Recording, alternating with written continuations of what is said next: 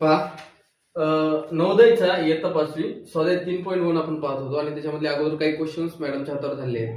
तर त्याच्या पुढील क्वेश्चन जो आहे तो प्रश्न 5वा काय म्हणते पाहिले की ही एक संख्या दिली आपल्याला आणि या संख्येच्या साठी आपल्याला काही गट दिले बघा. हे मूळ अवयव पाडतो ना आपण त्या पद्धतीचे गट आहेत आणि या गटांपैकी या 4 गटापैकी कोणत्या गटाने याला भाग जात नाही म्हणते. भाग जात नाही.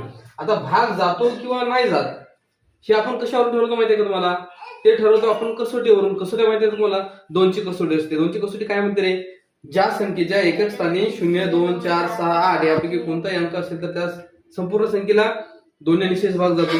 जर एखाद्या संख्येच्या शेवटी 0 2 4 6 8 6 आहे ना इथं, एवढ्यापैकी कोणतंही एक असू द्या, शेवटी इथं 6 आहे म्हणजे संपूर्ण संख्येला 2 ने भाग जातो. 3ची कसोटी काय म्हणते? जर संपूर्ण संख्येतील अंकाची बेरीज जर 3च्या पाड्यामध्ये येत असेल, पटीमध्ये येत असेल तर त्या संपूर्ण संख्येला 3 ने भाग जातो. 5ची कसोटी काय म्हणते लेकरो? 5ची कसोटी म्हणते तर एखाद्या संख्येच्या शेवटी एकक स्थानी 0 किंवा 5 असेल तर त्या संपूर्ण संख्येला कितीने भाग जातो? 5 ने भाग जातो. माहिती आहे ना तुम्हाला? 4ची कसोटी असते अशा पद्धतीनं. मग आपल्याला काही संख्या दिली तर आपण बघूया ते होते का.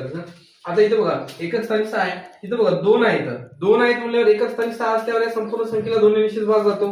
बरोबर आहे का? इथं 2 ने भाग जातो. 3 ने जातो का रे? बघू आपण. 3 ने जातो का ते?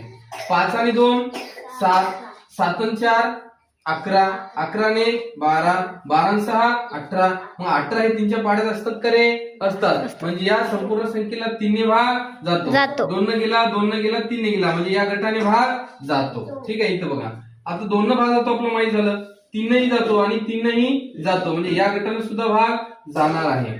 इथं बघा रे एकक स्थानी 6 आहे म्हणजे 2 ने भाग जातो, 2 ने भाग जातो, 2 ने भाग जातो. बरोबर आहे. आता इथं येऊ आपण. आपल्याला माहित आहे 2 ने भाग जाणार, 3 ने सुद्धा जाणार आहे. 5 ने जातो का रे? 5 ने भाग जात नाही. का जात नाही? कारण एखाद्या संख्येच्या एकक स्थानी आपला काय पाहिजे?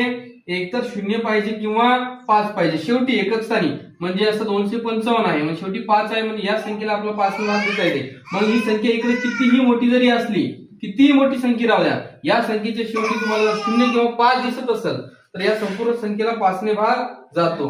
मग इथं 5 नाही आहे का रे? आणि 0 पण नाही. मग या गटाला या 0 या संख्येला या शेवटच्या गटानं म्हणजे 4थ्या नंबरच्या गटाने भाग जात नाही. क्लिअर आहे?